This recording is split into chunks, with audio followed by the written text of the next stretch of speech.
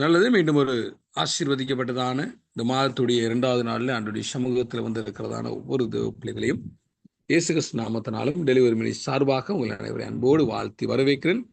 சும்மாக நான் இதோடைய வார்த்தை கூட கடன் செல்ல போகிறோம். எங்கள் மத்தியில் பாசர் புகழந்தி பாசங்கள் மத்தியில் இருக்காங்க. தொடர்ந்துமாக என்னுடைய வார்த்தை கூட அங்கே நடத்துவாங்க. Pastor, welcome pastor. பிதாவாகிய தேவனாலும் கர்த்தராகிய இயேசு கிறிஸ்துவினாலும் பரிசுத்த ஆவியானவர் ஆகிய திரியேக தேவனுடைய நாமத்தினாலும் நம்முடைய இந்த டெலிவரன்ஸ் மினிஸ்ட்ரி மூலியமா நடைபெறுகிற இந்த அதிகாலை பைபிள் ஸ்டடியில கலந்திருக்கிற உங்களை யாவரையும் வாழ்த்தி வரவேற்கிறேன். தேவனுடைய நாமம் மகிமைப்படுவதாக. தேவனுடைய சித்தம் நம்முடைய ஊழியங்கள் நம்ம தனிப்பட்ட வாழ்க்கையின் வழியாக நிறைவேறுவதாக. தேவனுடைய ராஜ்யம்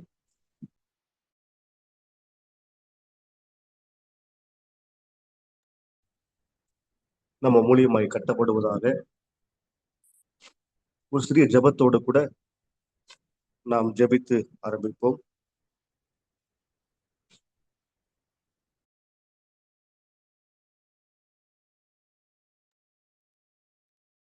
அன்பின் பரலோக பிதாவே, உம்முடைய குமாரனாகிய இயேசு கிறிஸ்துவின் நாமத்தில் பரிசுத்த ஆவியின் உதவியோடு ஜெபிக்கிறோம்.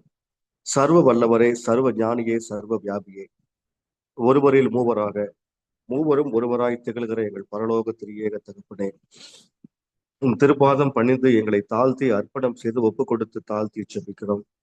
எல்லா நாமங்களுக்கும் மேலாக உம்முடைய நாமத்தையே துதித்து ஸ்தோத்திரம் பண்ணுகிறோம். இந்த இந்த 5வது மாதத்திலும் இந்த 2வது நாளிலும் உம்முடைய சன்னிதானத்துல வந்து உங்க நாமத்தை மகிமைப்படுத்த, உங்களுடைய சித்தத்தை அறிந்து உமக்கென்று வாழ, ஆண்டவரை நீர் கொடுத்த சத்திய வார்த்தைகளின்படி கை கொண்டு நடக்க நீர் எங்களுக்கு கிருபை தந்தருளும்படியாக உம்மை நோக்கி கெஞ்சி மன்றாடுகிறோம். தேவ கிருபையினாலும் தெய்வீக பலத்தினாலும் நீர் எங்களை நிறைத்து வாழும்படியாக கிருபை தந்து நடத்துங்க ஆண்டவரே. உங்கள் சத்திய வார்த்தையில் இருக்கிற யதார்த்தங்களை அறியவும், அதனுடைய வல்லமைகளை புரியவும், மெய்ஞானத்தை உண்டு பண்ணி உமக்கென்று கனி கொடுத்து வாழ தேவன் கிருபை தந்து நடத்துங்க. துதிகன மகிமை எல்லாம் உமக்கே செலுத்துகிறோம். இயேசுவின் நாமத்தில் ஜெபிக்கிறோம் நல்ல பிதாவே, ஆமேன் ஆமேன். மறுபடியுமாய் உங்கள் யாவரையும் வாழ்த்தி வரவேற்கிறேன். தொடர்ந்து நாம் சத்திய வார்த்தைக்கு நேராக நம்ம சிந்தனையை திருப்புவோம். மத்தேயு 28ஆம் அதிகாரம் 18, 19, 20வது வசனத்தை வாசிக்கிறேன். மத்தேயு 28ஆம் அதிகாரம், அதனுடைய கடைசி 3 வசனம், 18, 19, 20வது வசனம். அப்பொழுது இயேசு சமீபத்தில் வந்து அவர்களை நோக்கி, வானத்திலும் பூமியிலும் சகல அதிகாரமும் எனக்கு கொடுக்கப்பட்டிருக்கிறது. ஆகையால் நீங்கள் புறப்பட்டு போய் சகல ஜாதிகளையும் சீஷராக்கி பிதா, குமாரன், பரிசுத்த ஆவியின் நாமத்தினாலே அவர்களுக்கு ஞானஸ்தானம் கொடுத்து, நான் உங்களுக்கு கட்டளையிட்ட யாவையும் அவர்கள் கை கொள்ளும்படி அவர்களுக்கு உபதேசம் பண்ணுங்கள்.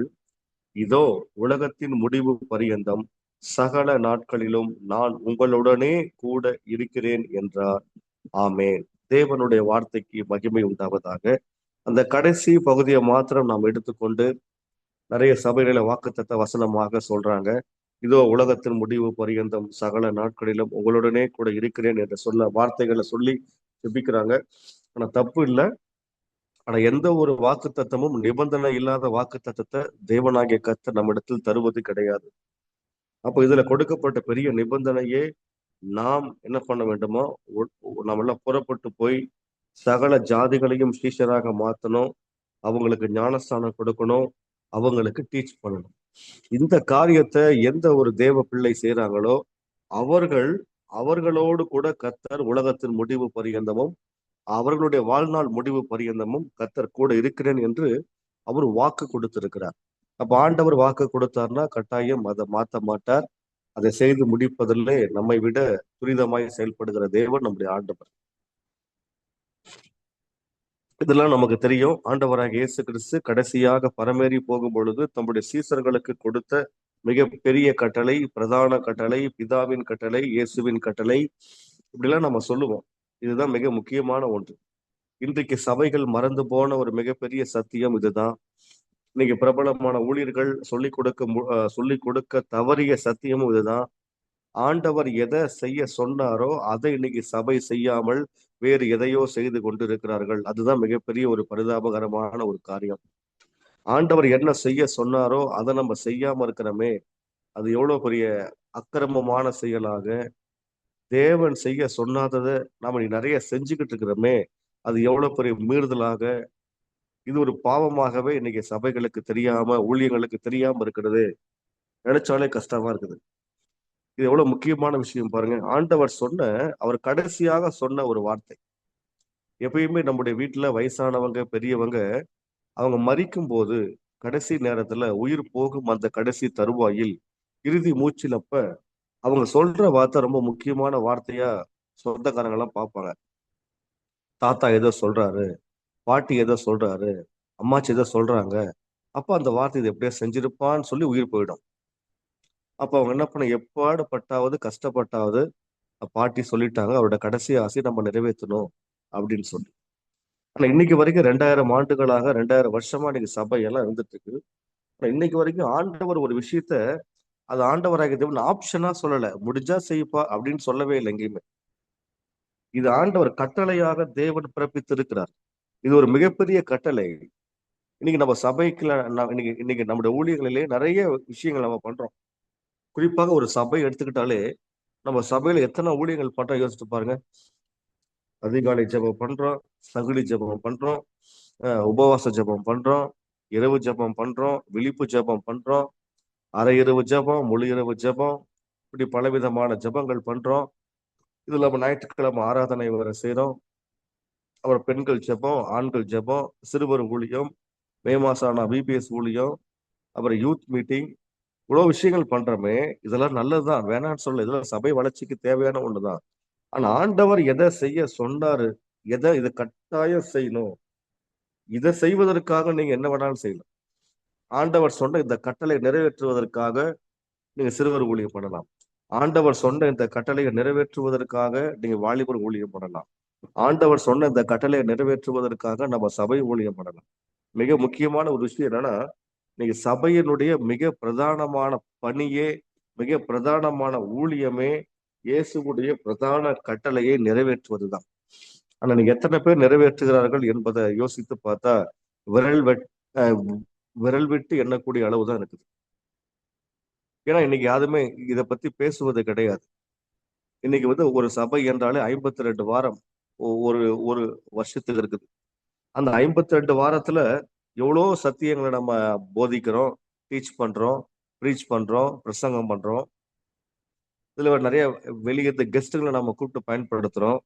அதுல அட்லீஸ்ட் நம்ம எத்தனை வாரம், எத்தனை கிழமை நம்ம இந்த தேச சொன்ன அந்த பிரதான கட்டளையை மையப்படுத்தி பேசிருக்கிறோம். நீங்க யோசிச்சு பாத்தீங்கன்னா, திரும்பி பாத்தீங்கன்னா இல்லைன்னு தான் சொல்ல முடியும். நானும் நிறைய நிறைய சபைகளுக்கு போயிருக்கிறேன்.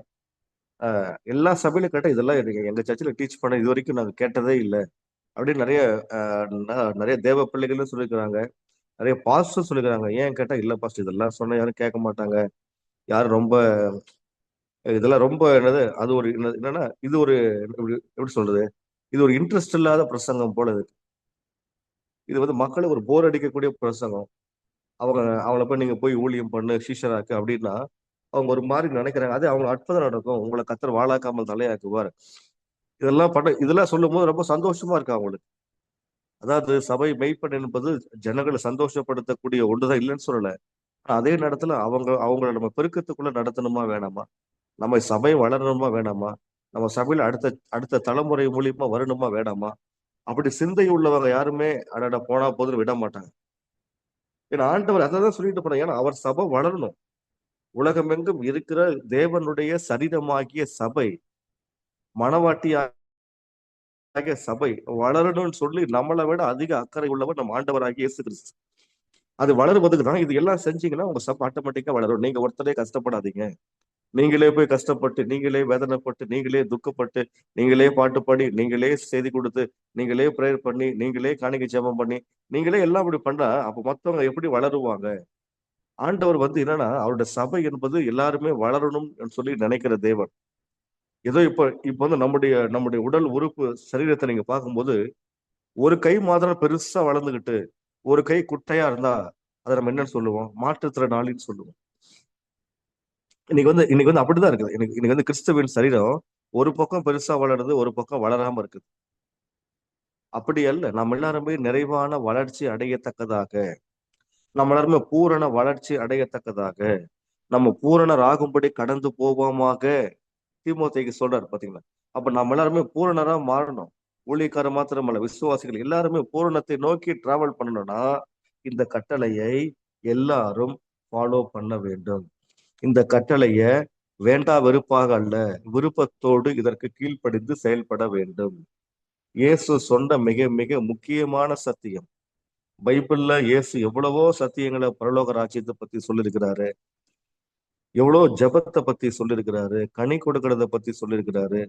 நிறைய விஷயங்களை சொன்னாலும் இது மிக மிக முக்கியமான ஒண்ணு. அவர் செய்த ஊழியத்தினுடைய தொடர்ச்சி, இயேசு செய்த ஊழியத்தினுடைய தொடர்ச்சியை நம்ம கிட்ட விட்டுட்டு போயிருக்கிறார். நம்முடைய கிறிஸ்தவ ஊழியம் என்பது அது எப்படின்னா, அது ஒரு பெரிய ஒரு மாரத்தான் போட்டி மாதிரி. அந்த கைகளுக்குள்ளே அந்த தீவட்டி எடுத்துட்டு போவாங்க பாருங்க, லைனா ஓடிக்கிட்டே இருப்பாங்க. அந்த தீவட்டி எடுத்துட்டு ஓடும்போது இவர் போற தூரத்துக்கு, இவருடைய தூரம் முடியறதுக்குள்ள அங்க ஒருத்தர் நிப்பாரு. அவர் கையில அந்த தீவட்டியை கொடுக்கணும். அவர் அந்த தீவட்டியை கையில பிடிச்சுக்கிட்டு மறுபடியும் ஓடிக்கொண்டே இருக்கணும். அவருக்கு அப்புறம் அந்த பக்கம் ஒருத்தர் நிப்பார், அவர் கையில கொடுக்கணும். இப்ப ஆண்டவராகிய தேவன் ஒரு பெரிய தீவட்டிய நம்ம கிட்ட கொடுத்துட்டு போயிட்டாரு. இதுதான் இந்த பிரதான கட்டளை. நாம என்ன பண்ணிட்டு இருக்கோம்? தீவட்டிய ஒரு ஓரமா தூக்கி வச்சுட்டு நாம ஒரு விஷயம் பண்ணிக்கிட்டு இருக்கோம், நாம ஒரு காரியம் பண்ணிட்டு இருக்கோம், நாம ஒரு காரியம் பண்ணிட்டு இருக்கோம். பாஸ்டர் சர்ச்சை கட்டணும், அதை கட்டணும், இதை கட்டணும். அதெல்லாம் கட்டுறது ஓகே, முதல்ல ஆத்துமாக்களை கட்டணும். ஆத்துமாக்கள் இல்லாத நம்ம பில்டிங் கட்டி என்ன பண்ண போறோம்? கட்டடம் கட்டாயம் நமக்கு தேவை, ஒரு ஹால் கட்டாயம் நமக்கு தேவை. சர்ச்சுனா ஒரு பில்டிங் நமக்கு தேவை இல்லைன்னு சொல்லல. ஆனா அதற்காக ஊழியம் அல்ல. அதை செய்வதற்காக இயேசு நம்மளை இந்த உலகத்துல அழைக்கவில்லை.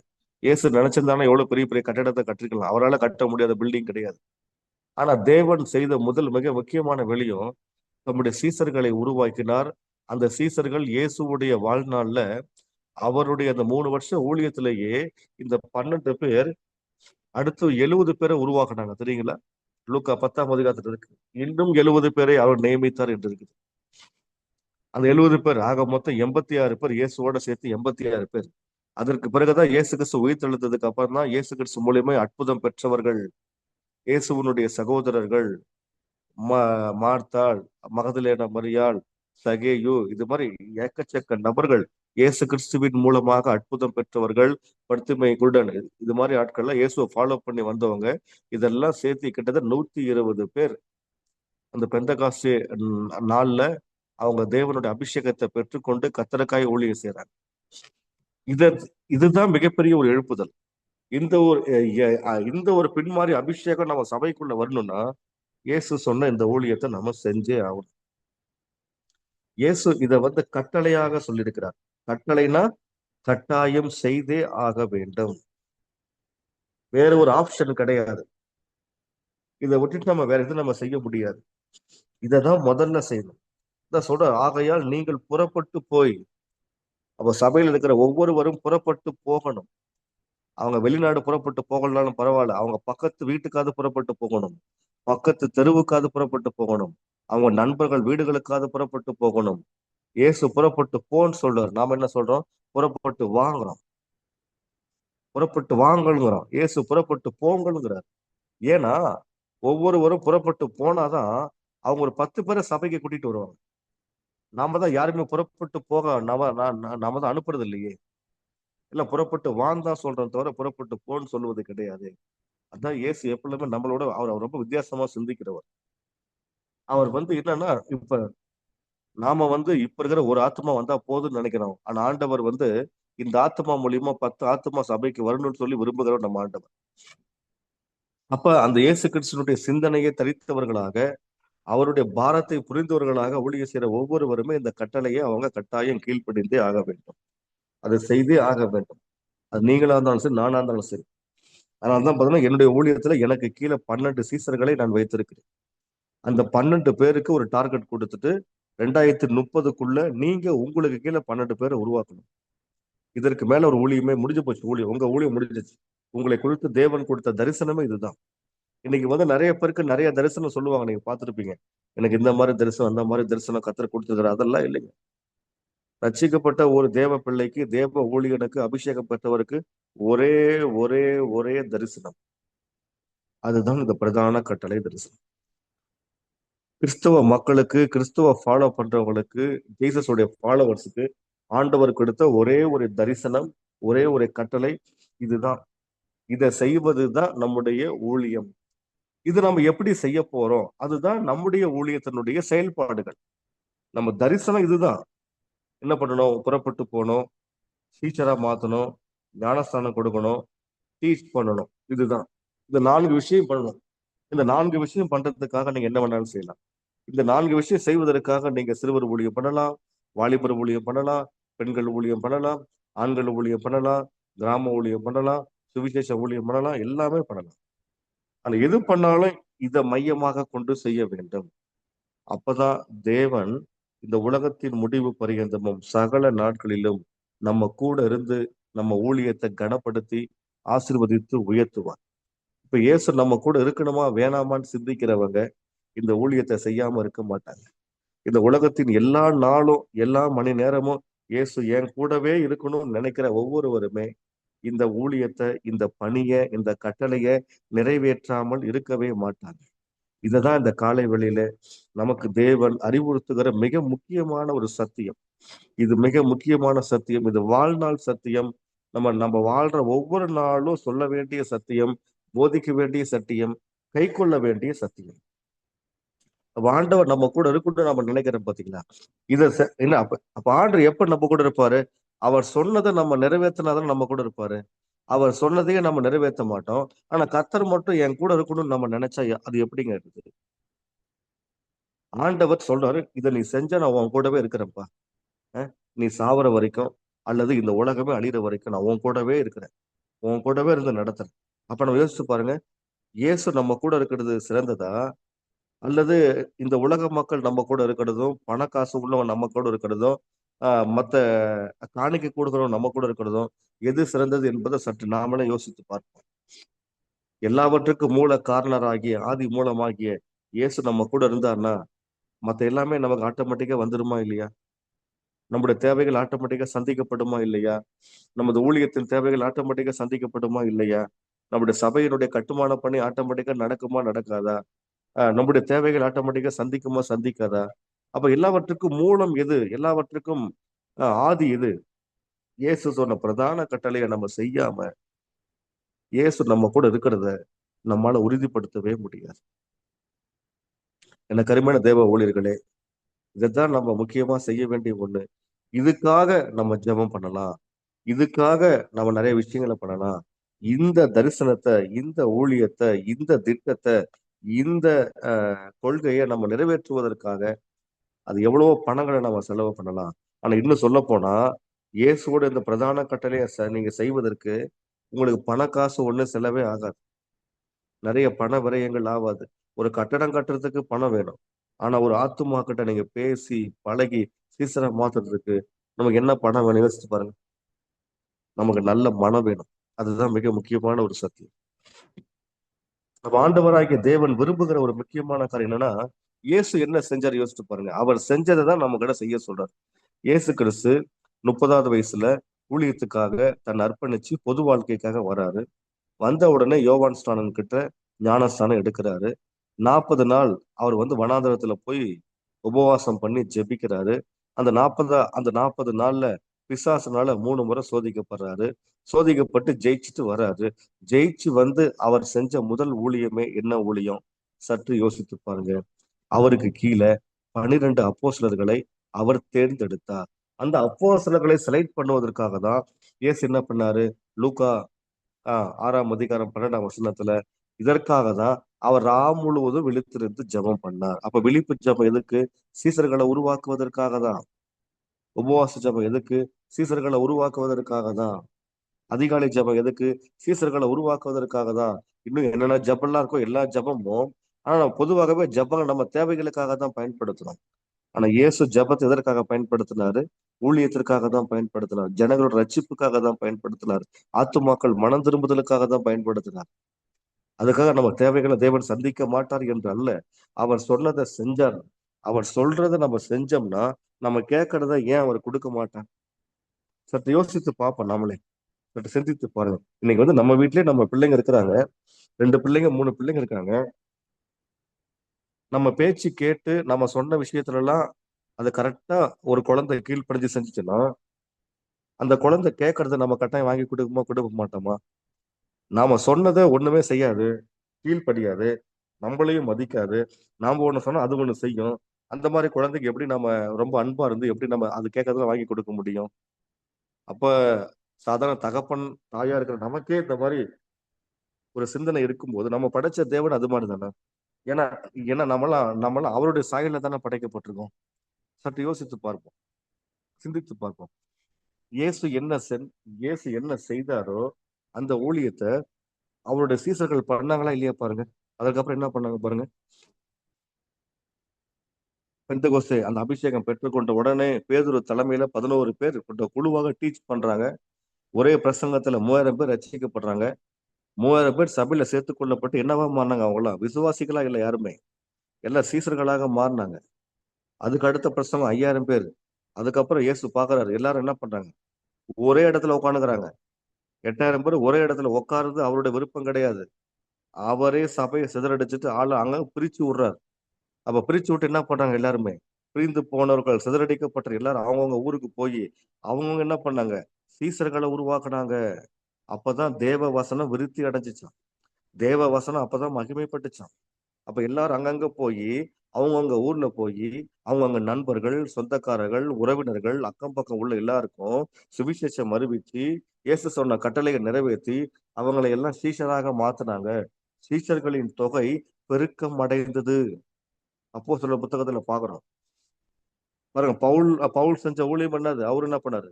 அவருக்கு கீழே எத்தனை சீசர்களை உருவாக்குனாரு பாத்தீங்களா? தீத்துவ உருவாக்குனாரு, தீமோத்தேயை உருவாக்குனாரு, எப்பாப்பிர உருவாக்குனாரு, பிலமோனை உருவாக்குனாரு, தொற்காளு, தபித்தாளு, எத்தனை பேர் சொல்லிட்டே நீங்க போலாம். பவுலு கீழே மட்டுமே இப்பதான் 12 பேருக்கு மேல சீசர்கள் இருந்தாங்க. அதனாலதான் அவரால் அத்தனை சபை ஸ்தாபிக்க முடிஞ்சிச்சு. அவர் எதுவுமே பண்ணாம வந்தாருன்னா அவர் ஒரு சர்ச்சுக்குள்ளே உட்காந்து கிடப்பாரு, அவ்வளவுதான். ஒரு சர்ச்சுக்குள்ளே உட்காந்து கடைசி வரைக்கும் வாழ்நாள் முழுக்க அதை செஞ்சிருப்பார். இன்னைக்கு நமக்கு ஒரு சிறந்த ஒரு முன்மாதிரியான ஒரு அப்போஸ்தலனாக நீங்க பவுல பார்த்திருக்க முடியாது. அவருடைய வாழ்நாள் காலத்துல குறைஞ்சது ஒரு என்னது 50க்கு மேற்பட்ட சபையை நிறுவிட்டு அவர் செத்து போயிட்டார். அப்ப யோசிச்சு பாருங்க, நம்மளை குறிச்சு தேவன் எவ்வளவு பெரிய திட்டம் வச்சிருக்கிறாரு.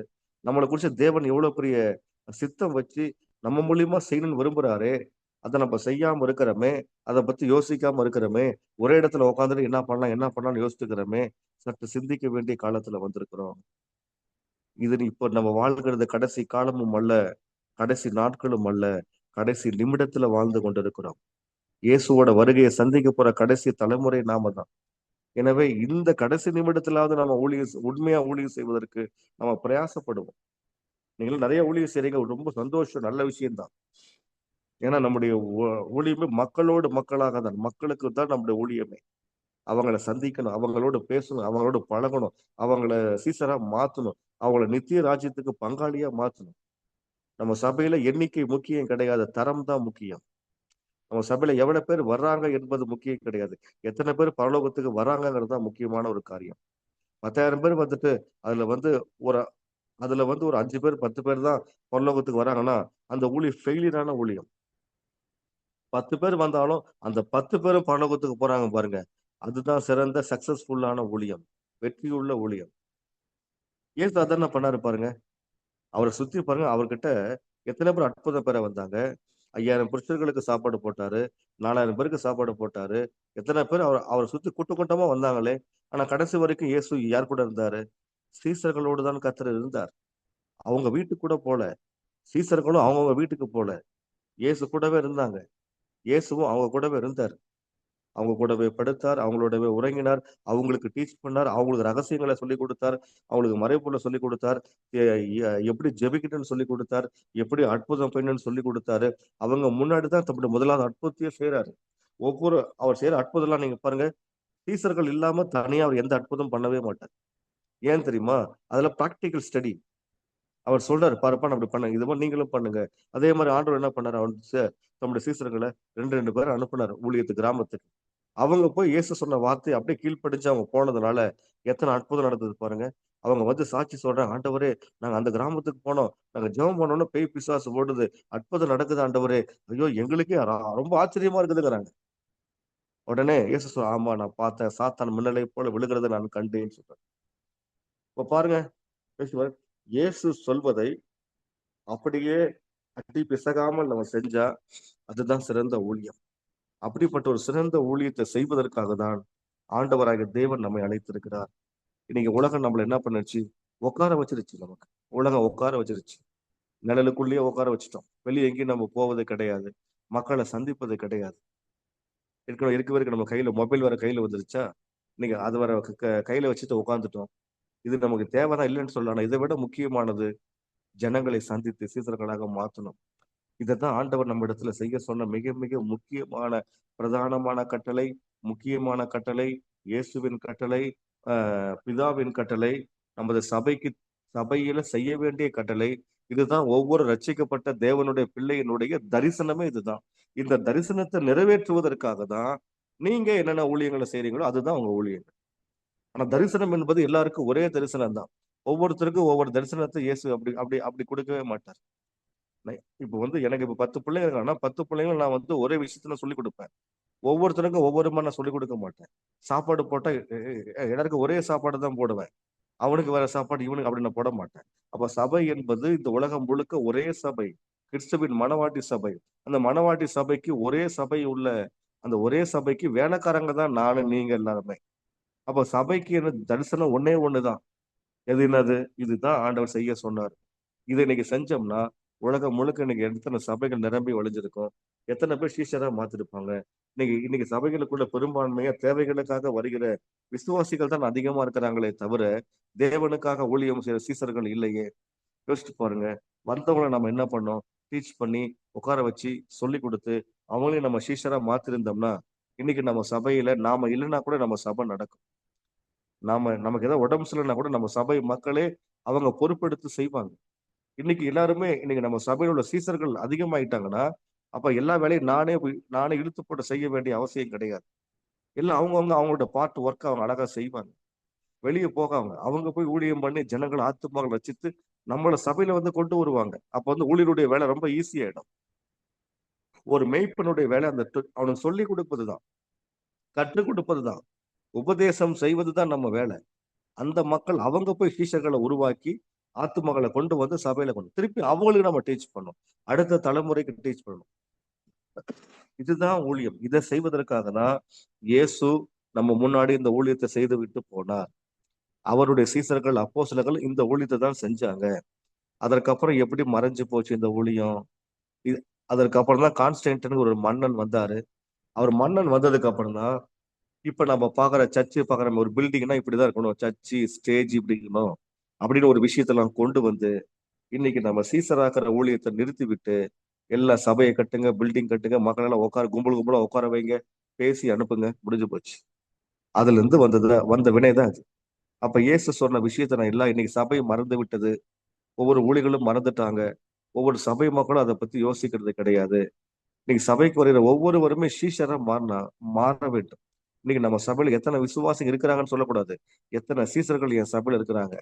ஏன்னா இயேசு பார்க்க வர்றது விசுவாசிகளை அல்ல, சீசர்களை தான் இயேசு பார்க்க வர்றார். அப்ப இயேசு கிறிஸ்து என்ன சொன்னாரு? என் சீசர்கள் நான் எங்க இருக்கிறேனோ அங்க என் பக்கத்துல இருப்பான். நான் எங்க இருக்கிறேனோ அந்த இடத்துல அப்ப எனக்கு இருக்கிற கணத்தை என் சீசருக்கு இருக்கும். என்னை யார் அந்த கணத்தை நான் அவனுக்கு கொடுப்பேன். அதுதான் ஆண்டவர் என்ன சொல்றார்? யோவான் 12:26 ஒருவன் எனக்கு ஊழியம் செய்வான் ஆனால் பிதாவானவர் அவனை கனம் பண்ணுவார். அப்படின்னா நம்மளுடைய சபைக்கு வர ஒவ்வொரு மக்களுக்கும் பிதாவின் கனம் வேணாமா? அவங்களை யாருமே கனப்படுத்த கூடாதா? யோசிச்சு பார்ப்போம், சிந்தித்து பார்ப்போம், செயல்படுவோம். அப்ப இதை நம்ம செய்வதுதான் நம்முடைய பிரதானமான வேலை. இன்றைக்கு நான் சுருக்கமா பார்க்க முடியாத இந்த விஷயத்தை செய்து நாம ஒருத்தரை நம்ம சீடனா மாத்திட்டோம், சீஷனா மாத்திட்டோம். அந்த சீஷன் எப்படி இருக்கணும் அப்படிங்கிற விஷயத்தை தான் நான் உங்களுக்கு முன்பதாக நான் கற்றுக் கொடுக்க விரும்புகிறேன். இயேசுவுடைய உண்மையான சீஷன் எப்படி இருப்பான்?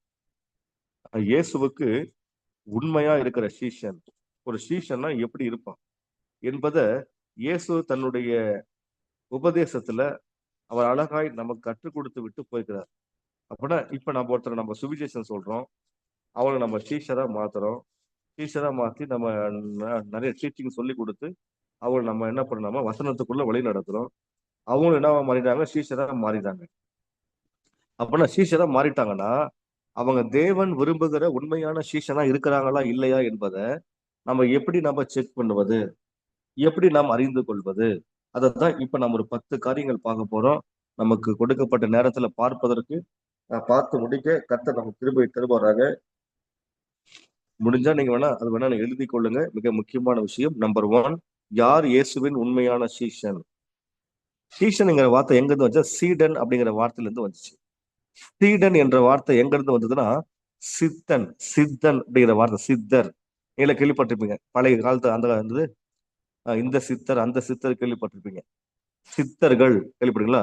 சித்தர்கள், சித்தர்கள் என்னத்தனா, தேவனுடைய சித்தத்தை இந்த பூமியிலே நிறைவேற்றுகிறவர்களோட பேர் தான் சித்தர்கள்.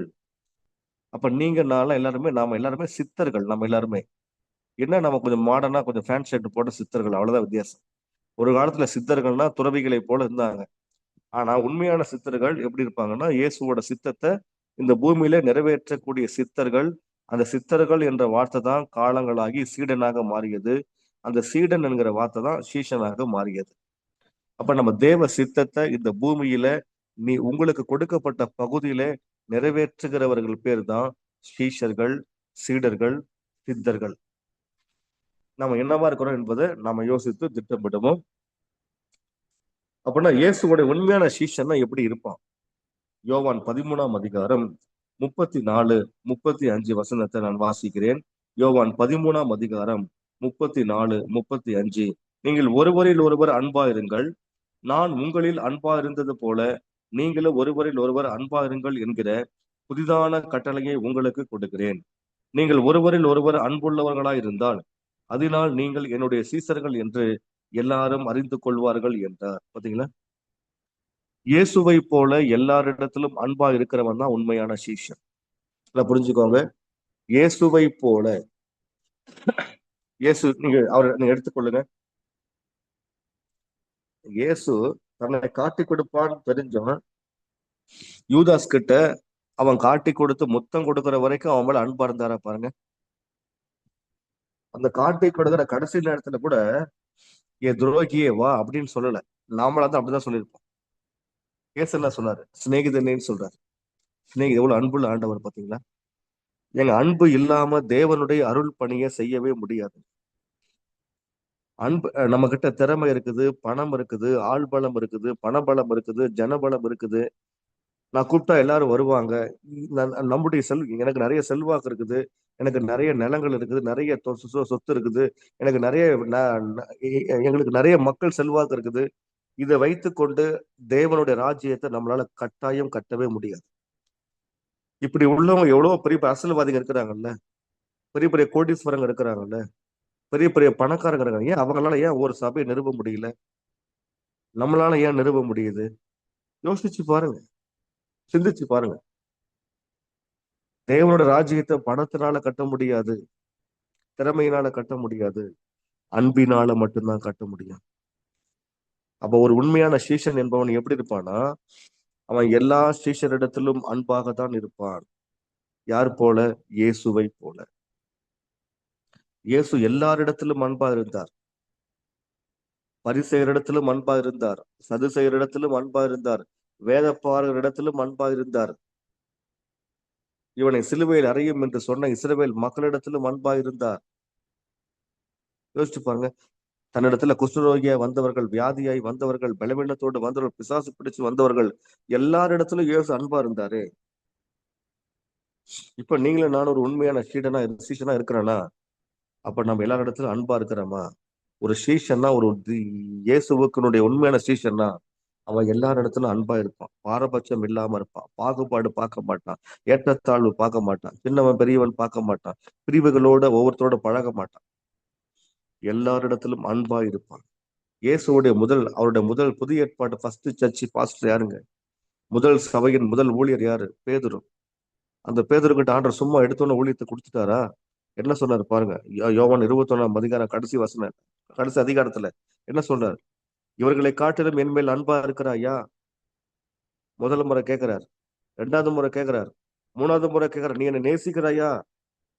அப்பதான் பேதுரு சொல்றான், ஆண்டவரே, நான் என்னுடையது எல்லாமே உங்களுக்கு தெரியும், நான் உங்களை காட்டி கொடுத்தது தெரியும், உங்களை எனக்கு யாருன்னு சொல்ல, நீங்க எனக்கு யாருன்னே தெரியாதுன்னு சொன்ன சத்தியம் பண்ணுது, நம்பிக்கை எல்லாம் உங்களுக்கு தெரியும். ஆனா இப்பவும் நான் உங்களை நேசிக்கிறேன் என்று உங்களுக்கு தெரியும் துக்க முகமா சொன்ன உடனே அப்பதான் கர்த்தர் சொல்றார், நீ என் ஆடுகளை மேய்ப்பாயாக. பாத்தீங்களா? அப்ப அவருடைய சபை ஊழியத்தை யாரை நம்பி தராரு? அன்பா இருந்தா மட்டும்தான் அவரோட ஊழியத்தை செய்ய முடியும். அன்பு இல்லாம ஆண்டவருடைய அருள் பணிய, அவருடைய திருச்சபை பணிய நம்மால செய்யவே முடியாது. அப்படி செஞ்சோம்னா அது வந்து திருச்சபையா இருக்காது. வேற ஏதாவது ஒரு ஆசிரமம், ஒரு மடம் அப்படியேதான் இருக்கும். ஏன்னா அங்கேயும் கூட்டம் இருக்குது இல்ல, அங்கேயும் மக்கள் வர்றாங்கல்ல, அங்கேயும் வந்து கொள்கை உபதேசம் கேட்கறாங்களா இல்லையா? அப்படிதான் இன்னைக்கு ஆயிட்டு இருக்கு. எனவே நம்ம ஒரு உண்மையான சீஷனா இருக்கிறோன்னா எல்லாரிடத்திலும் எந்த விதமான எதிர்பார்ப்பும் இல்லாம நேசிக்கிறவங்களா இருக்கும். அதுதான் ஆண்டவர் நம்ம இடத்துல எதிர்பார்க்கிற மிக முக்கியமான விஷயம். இரண்டாவது காரியம், யார் உண்மையான சீஷன் பாத்தீங்கன்னா, யோவான் 15ஆம் அதிகாரம் 8வது வசனம். யோவான் 15ஆம் அதிகாரம் 8வது வசனம். நீங்கள் மிகுந்த கனிகளை கொடுப்பதினால் என் பிதா மகிமைப்படுவார், எனக்கும் ஸ்ரீஷராய் இருப்பீர்கள். பாத்தீங்களா? நீங்கள் மிகுந்த கனிகளை கொடுப்பதினால் என் பிதா மகிமைப்படுவார். ஏங்க நம்ம ஊழியம் எதற்காக ஊழியம்? தேவனுடைய நாமம் மகிமைப்படுவதற்காக தானே ஊழியம். குளோரி பீ டு காட் தானே. நம்ம சபை கட்டினாலும் ஆண்டவர் மகிமைப்படணும், பாட்டு பாடினா ஆண்டவர் மகிமைப்படணும், எல்லாமே உண்மை தானே. ஆனா உண்மையாகவே நம்ம செய்யற ஊழியத்துல தேவன் மகிமைப்படுகிறாரா? சற்று யோசித்து பாருங்க, சற்று சிந்தித்து பாருங்க. ஆனா இங்க இயேசு சொல்றாரு, நீங்கள் மிகுந்த கனிகளை கொடுப்பதனால் என் பிதா மகிமைப்படுவார், அப்பதான் நீங்க எனக்கு சீஷரா இருப்பீங்க. அப்படின்னா என்ன சொல்ல வரும்? இயேசுவுக்காக எவன் ஒருவன் மிகுந்த கனிகளை கொடுக்கிறானோ, மிகுந்த கனிகளை கொடுக்கிறானோ அவன் தான் உண்மையான சீஷன். இதுல வந்து பார்த்தோன்னா 2 விதமான கனிகளை நாம பார்க்கிறோம். ஒரு கனி என்னன்னா ஆவியின் கனிகள், அந்த சுபாவங்கள், தெய்வீக சுபாவங்களை வெளிப்படுத்தும். நல்லா புரிஞ்சுக்கோங்க, தெய்வீக சுபாவங்களை வெளிப்படுத்தணும். நமக்கு தெரியும் ஆவியின் கனிகள் என்ன, கலாத்தியர் 5ஆம் அதிகாரம் 22, 29, 23 இருக்குது. ஆவியின் கனியும் அன்பு, சந்தோஷம், சமாதானம், நற்குணம், நீடிய பொறுமை, அதுல ஒரு பெரிய லிஸ்டே பாக்குறோம். இந்த கனிகளை நாம ஆண்டவருக்காக கொடுக்கணும். இதோடு நின்று விடாம ஆத்துமாக்கள் என்கிற கனியை கொடுக்கணும்.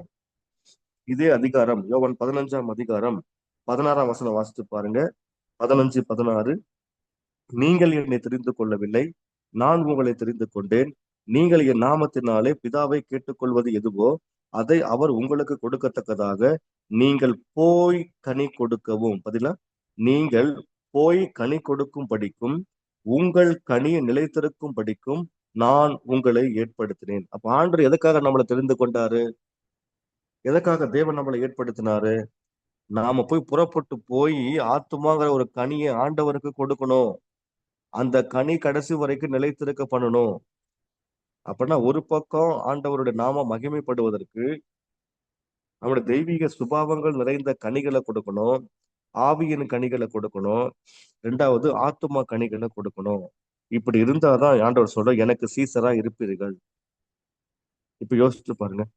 அதைதான் நான் சொல்றேன். நம்ம சபையில உள்ள ஒவ்வொரு விசுவாசிகளையும் நம்ம சீசரா மாத்தி இந்த வசனத்தை நம்ம சொல்லி டீச் பண்ணனா அவங்க எல்லாருமே அடுத்த ஒரு 10 சீசரை உருவாக்கணும்.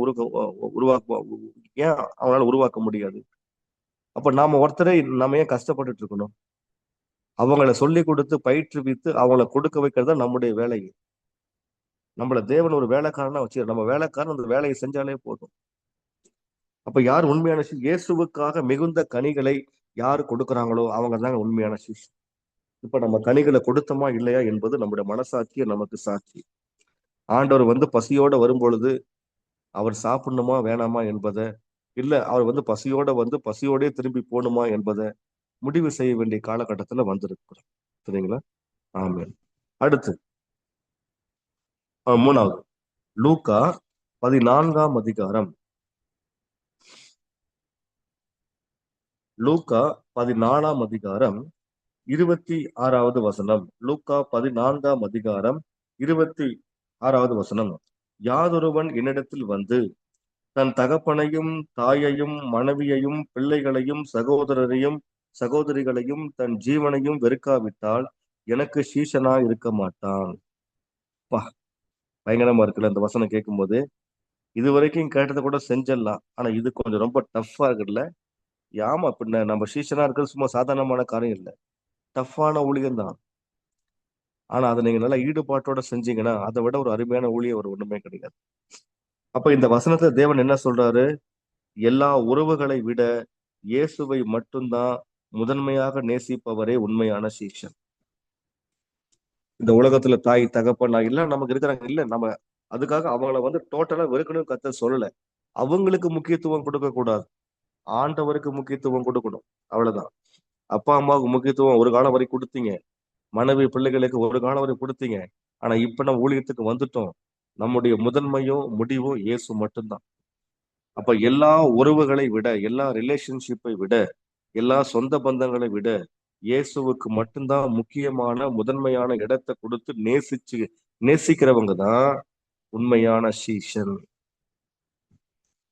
இவ்வளவு கஷ்டமா இருக்குது இல்ல? இதைத்தான் தேவன் நம்மள செய்ய சொன்னார். ஏன்னா நம்ம கஷ்டமா இருக்கிறது விட்டுருவோம், டீல்ல விட்டுருவோம். பாட்டு பாடுறது ஈஸி இல்ல நமக்கு, ஜபிக்கிறது ஈஸி. ஒரு ஜபக்குறி ஜபம் பண்ண சிஸ்டர், ஆனா ஜபம் பண்ணிட்டு போயிடுவோம். ஏன்னா ஜபிக்கிறது ரொம்ப ஈஸி, அழகா நடந்தது. நம்ம வெளியே போக தேவையில்ல, வெயில நம்ம அலைய தேவையில்ல, 4 தெருவுக்கு பஸ் பிடிச்சு போக தேவையில்ல. அழகா ஒரு இடத்துல முட்டிக்காட்டு போட்டு நான் ஜபம் பண்ணிட்டு போயிட்டே இருந்தேன். ஆனா நீங்க புறப்பட்டு போய் மக்களை சந்திங்கன்னா அது ரொம்ப கஷ்டமா இருக்கும். நாங்க வெளியே புறப்பட்டு போய் ரெடி ஆகி அங்க போய் மக்களை பார்த்து இதெல்லாம் கஷ்டம். அவங்க நேத்துக்கு அவங்க என்ன ஒரு மாதிரி பேசுவாங்க. பாத்தீங்களா எவ்வளவு கஷ்டமான ஊழியம் பாருங்க. இதைத்தான் தேவன் செய்ய சொன்னார். ஆனா இன்னைக்கு சபை எதை பண்ணிட்டு இருக்கு பாருங்க. நம்ம எந்த ஊழியம் செஞ்சாலும் ஜெபத்தோட தான். ஜெபத்தை நம்மளால் பிரிக்க முடியாது. ஜெபம் என்பது ஊழியமே கிடையாது. ஜெப ஊழியம் என்று பைபிள் எங்கேயுமே இல்லை. வேதத்துல இல்லாத ஊழியங்கள் இன்னைக்கு நிறைய பைபிள் இன்னைக்கு வந்து உலகத்துல நிறைய ஊழியங்கள், வேதத்துல இல்லாத நிறைய ஊழியங்கள் இன்னைக்கு உலகத்துல இருக்குது. இசை ஊழியங்கிறாங்க, பைபிள் இல்லவே இல்லை. வர்ஷிப் லீடர், ஆராதனை வீரர் ஊழியங்கிறாங்க, அப்படி ஒரு ஊழியமே பைபிள் இல்லை. ஜெப வீரர்கள் வீராங்கனைகள் அப்படிங்கிற ஊழியமே கிடையாது. பைபிள் இருக்கா செக் பண்ணி பாருங்க, எங்கேயாவது இருக்கா பாருங்க. ஜெபம் என்பது நம்மளோட உயிர் காத்துங்க, நம்மளோட உயிர் மூச்சுங்க. அப்ப நான் வந்து மூச்சு காத்து உறத நான் வந்து வேலை செய்யறேன்னு சொல்ல முடியுமா? அப்பா இன்னைக்கு நான் வந்து காலையில நான் ஒரு மணி நேரம் மூச்சு காத்து விட்டேன் அப்படி நீங்க சொல்லுவீங்களா? இன்னைக்கு நான் சாயந்தரம் நானும் இன்னைக்கு நான் அதிகாலை 5 முதல் 6 மணி வரைக்கும் நான் வந்து அதிகாலையில நான் வந்து மூச்சு விட்டேன், சுவாசித்தேன் அப்படின்னு சொல்ல முடியுமா? ஏன்னா ஜெபம் நம்ம சுவாச நாடிய போலது. அது நம்ம 24 மணி நேரம் நம்ம ஜெப சிந்தனையோடு வாழணும். இயேசு அததான் புதிய ஏற்பாட்டு ஜெபம் என்னது? இடைவிடாமல். இயேசு கற்றுக் கொடுத்தார், இடைவிடாமல் ஜெபம் பண்ணு. சோர்ந்து போய் இடைவிடாமல் ஜெபம் பண்ணுங்க. நான் ஸ்டாப் ப்ரேயர். டைம் போட்டு பண்றதில்ல, நான் ஸ்டாப் ப்ரேயர். பேதுருவும் அதான் சொல்றாரு, யோவானும் அதான் சொல்றாரு, பவுலும் அதான் சொல்றாரு. இடைவிடாமல் இடைவிடாமல் இடைவிடாமல் எங்களுக்காக வேண்டிக் கொள்ளுங்கள். இடைவிடாமல் ஜெபம், இடைவிடாமல். அப்ப இடைவிடாமல் பண்றதை ஆண்டவர் விரும்புறாரா, இல்ல நம்ம டைம் போட்டு பண்றதை நம்ம விரும்புறோமா? நம்ம எல்லாம் ஒன்னா சேர்ந்து பண்றது ஒரு டைம் கட்டாயம் தேவை, இல்லைன்னு சொல்ல. அதை நான் வேணான்னு நான் ஆனா நிராகரிக்கல. ஆனா வேதம் சொல்றதை நான் வந்து முன்னாடி நான் சொல்ல வலியுறுத்துகிறேன். அப்படின்னு என்ன அர்த்தம்? நான் வந்து நடந்தாலும், வெளியே போனாலும், டிராவல் பண்ணாலும், பைக்ல போனாலும், கார்ல போனாலும் என்னுடைய ஆத்துமா தேவனை நோக்கி ஜெபித்து கொண்டே இருக்கும். தேவனோடு கூட இருக்கிற உறவுல நிலைச்சு கொண்டே இருக்கும். அதுதான் ஜெப வாழ்வு. இயேசு அப்படித்தானே இருந்தார், யோசிச்சு பாருங்க. பகல் முழுக்க ஊழியம் பண்றாரு, இரவு முழுக்க ஜெபிக்கிறார். இரவு முழுக்க அவரோட தேவைகளுக்காக ஜெபித்திருப்பாரு. சற்று யோசித்து பாருங்க. அவர் என்னைக்கா தேவைகளுக்காக, அதுக்காக நம்ம தேவைகளை ஜெபிக்க வேணாம்னு சொல்லல, ஆனா அதை முக்கியத்துவப்படுத்தாதீங்கன்னு சொல்றேன். ஏன்னா நம்முடைய வாயில் சொல் பிறவாததுக்கு முன்னாடியே நம்ம தேவை என்னன்னு தெரிகிற ஆண்டவருங்க. நம்ம அறிஞ்சிக்கிற ஆண்டவருங்க. ஒரு குழந்தை அழும்போது அந்த குழந்தை பசிக்காக அழுதா, வயிற்று வலிக்காக அழுதா, பூச்சி கடிச்சிச்சு அழுதான்னு சொல்லி அது பெத்த தாய்க்கு தெரியாதா? அப்ப நம்மளை வந்து உருவாக்கின தகப்பனுக்கு நம்மளுடைய பிரச்சனை, நம்முடைய ப்ராப்ளம், நம்முடைய போராட்டம், நம்ம ஊழியத்துல எவ்வளவு ஸ்ட்ரகிள், ஊழியம் கட்ட முடியாம, சபை கட்ட முடியாம எவ்வளவு வேதனை, இது நமக்கு ஆண்டவருக்கு தெரியாதா? ஏன்னா அவர் சொன்னதை நம்ம செஞ்சுக்கிட்டே இருந்துட்டோம்னா நம்ம கேட்காதையும் அவர் ஆட்டோமேட்டிக்கா கொடுத்துட்டு போயிட்டே தருவார். அவருக்கு அதெல்லாம் ஒரு பெரிய விஷயமே கிடையாது. ஆண்டவருக்கு நம்ம தேவைகளை சந்திப்பது அவருக்குன்னா ஒரு நிமிஷம் ஆகாது, ஒரு செகண்ட் ஆகாது. ஆனா அவர் சொன்னதை நம்ம செய்வதுக்கு தான் ரொம்ப கஷ்டம். அதான் இங்க சொல்லப்பட்டிருக்கு பாருங்க. இந்த உலகத்துல இருக்கிற எல்லா உறவுகளை விட, எல்லா சொந்தங்களை விட, எல்லா பந்தங்களை விட, எல்லா நட்புகளை விட இயேசுவை மட்டுமே யார் ஒருவன் முதன்மையாக, முக்கியமாக ஃபர்ஸ்ட் ப்ரியாரிட்டி கொடுத்து நேசிக்கிறாங்களோ, நேசித்து ஊழியம் செய்யறாங்களோ, அவர்கள் மட்டும்தான் அவருக்கு சீஷனாக இருக்க முடியும். அப்ப அவர் மட்டும்தான் உண்மையான சிஷ்யன். இது எதுவுமே என்னுடைய கருத்து கிடையாது. நான் எல்லாமே பைபிள் வசனத்துல இருந்து நான் உங்கள் முன்பாக பேசுகிறேன். அடுத்து 4வது மத்தேயு 10ஆம் அதிகாரம் 38வது வசனம். மத்தேயு 10ஆம் அதிகாரம். இப்ப நான் சொன்ன எல்லாருமே இயேசு பேசிய வார்த்தைகள், இயேசு கிறிஸ்து பேசிய வார்த்தைகள். அப்ப அவர் பேசுறாருனாவே அவர் பேசிய வார்த்தைகள்னா அதுக்கு நம்ம முக்கியத்துவம் கொடுக்கணுமா வேணாமா என்பதை சற்று நீங்களே முடிவு செய்து கொள்ளுங்கள். பாருங்க, மத்தேயு 10:38. தன் சிலுவையை எடுத்துக்கொண்டு என்னை பின்பற்றாதவன் எனக்கு பாத்திரன் அல்ல. அடே அப்பா, பாத்திரன் அல்ல. அப்படின்னா அப்படின்னா அப்படின்னா என்ன அர்த்தம்? எனக்கான ஆளு இல்ல அப்படின்னு அர்த்தம். அப்படின்னா என்ன சொல்ல வர்றாருன்னா, இயேசுவுக்காக இந்த உலகத்துல எல்லா பாடுகளையும் சகித்து அவர் என்னை எதற்காக அழைத்தாரோ அந்த நோக்கத்தை நிறைவேற்றுபவன் தான் உண்மையான சீஷன். இயேசு இந்த உலகத்துல உங்களை என்னை எதற்காக அழைச்சாரோ அந்த நோக்கத்தை நிறைவேற்றுவதற்காக எவ்வளவு பாடுகள் வந்தாலும், எவ்வளவு உபத்திரவங்கள் வந்தாலும், எவ்வளவு சண்டைகள் வந்தாலும், துன்பங்கள் வந்தாலும், வியாதிகள் வந்தாலும் அதெல்லாம் சகிச்சு கொண்டு தேவனோட ஊழியத்தை நிறைவேற்றுறான் பாருங்க, அவன் தான் உண்மையான சீஷன். இதை செய்வதற்காக தான் கர்த்தர் உங்களையும் என்னையும் அழைத்திருக்கிறார். சற்று யோசித்து பாருங்க. இதெல்லாம் இதெல்லாம் எவ்வளவு கஷ்டமா இருக்கு பாத்தீங்களா? இவ்வளவு ரொம்ப கடினமா இருக்கு பாத்தீங்களா? அதனாலதான் ஆண்டவர் அழகா அவர் நமக்கு வாழ்ந்து காட்டி விட்டு போயிட்டார். இந்த செய்தின்னு சொல்லி நமக்கு அழகா சொல்லி விட்டு போயிட்டார். அடுத்த 5வது காரியம், மத்தேயு 16ஆம் அதிகாரம் 24 முதல் 26 வரைக்கும் நான் வாசிக்கிறேன். அப்பொழுது இயேசு தம்முடைய சீசர்களை நோக்கி, ஒருவன் என்னை பின்பற்றி வர விரும்பினால் அவன் தன்னைத்தான் வெறுத்து தன் சிலுவையை எடுத்துக்கொண்டு என்னை பின்பற்ற கடவன். தன் ஜீவனை ரட்சிக்க விரும்புகிறவன் அதை இழந்து போவான். என் நிமித்தமாக தன் ஜீவனை இழந்து போகிறவன் அதை கண்டடைவான். மனுஷன் உலகம் முழுவதையும் ஆதாயப்படுத்தி கொண்டாலும் தன் ஜீவனை நஷ்டப்படுத்தினால் அவனுக்கு லாபம் என்ன? மனுஷன் தன் ஜீவனுக்கு ஈடாக எண்ணத்தை கொடுப்பான். பாத்தீங்களா? அப்படின்னா என்ன சொல்ல வர்றாரு? தன்னைத்தான் வெறுத்து இயேசுவை பின்பற்றுகிறவன் தான் உண்மையான சீஷன். யோசிச்சு பாருங்க, நமக்கு தெரிந்த எத்தனையோ பேர் இருக்கிறாங்க, தன்னைத்தான் வெறுக்கிறவர்கள் எத்தனை பேர் இருக்கிறாங்க சற்று யோசிச்சு பாருங்க. நீங்க நம்முடைய சபை விசுவாசிகள் வேணாம், ஊழியக்காரங்களை எடுத்துக்கொள்ளுங்க. இப்போ நம்ம ஒரு 10 ஊழியக்காரர் நம்ம கூட பழகுற நம்முடைய நண்பர்களா இருக்கிற 10 ஊழியக்காரர்ல எத்தனை பேர் தன்னைத்தான் வெறுத்தவங்க இருக்கிறாங்க என்று சற்று யோசித்து பாருங்க. இன்னைக்கு நம்ம சபையில வர மக்கள்ல எத்தனை பேர் தன்னைத்தான் வெறுத்தவங்க இருக்கிறாங்க யோசித்து பாருங்க. நம்முடைய ஜெபம், நம்முடைய காரியம் எது எடுத்தாலுமோ தன்னை மையமாக கொண்டுதானே செய்யறாங்க. தன்னை மையமாக கொண்டுதான் எல்லாமே இருக்குது. ஊழியமா இருந்தாலும், ஜெபமா இருந்தாலும், கூட்டமா இருந்தாலும், எது நடத்துறதா இருந்தாலும் தன்னை மையமாக கொண்டே செயல்படுறாங்களே தவிர இயேசுவை மையமாக கொண்டு செயல்படுகிறவர்கள் மிக மிக குறைவு தானே. ஆண்டவர் எதை சொன்னாரோ அதை நம்ம செய்யாம தேவன் செய்ய சொல்லாத நம்ம செஞ்சுக்கிட்டு இருக்கிறோமே, சற்று யோசித்து பார்க்க வேண்டிய கட்டத்துல இருக்கிறோமா இல்லையா? நம்ம யோசித்து பார்ப்போம், சிந்தித்து செயல்படுவோம். அப்ப இயேசுவுக்காக தன்னைத்தான் வெறுத்து இயேசுவை பின்பற்றுகிறவர்கள் தான் உண்மையான சீஷர்கள். இன்னைக்கு தன்னைத்தான் வெறுக்கிற கூட்டம் ரொம்ப குறைஞ்சு போச்சு. எது நடந்தாலும் எனக்கு என்ன கிடைக்கும், எனக்கு என்ன கிடைக்கும், சர்ச்சுக்கு போறேன் எனக்கு என்ன கிடைக்கும், நான் ஜெபிக்கிறேன் எனக்கு என்ன கிடைக்கும், என்ன அவங்க முக்கியத்துவப்படுத்தல, எனக்கு ஒரு ஜெபம் கொடுக்கல, எனக்கு ஒரு பாட்டு கொடுக்கல, என்ன முன்னாடி முக்கியத்துவப்படுத்தல, என்ன இப்ப பாருங்க, என்னுடைய பேருக்கு முன்னாடி ரெவரண்ட்னு போடல, என்னுடைய பேரை அவங்க என்ன கனப்படுத்தல பாருங்க, நோட்டீஸ்ல என் பேரே போடல, என்னுடைய படமே போடல. அப்ப எவ்வளவு விஷயம் இருக்கு பாருங்க. இந்த மாதிரி விஷயத்துல சண்டை வருதா இல்லையா யோசிச்சு பாருங்க.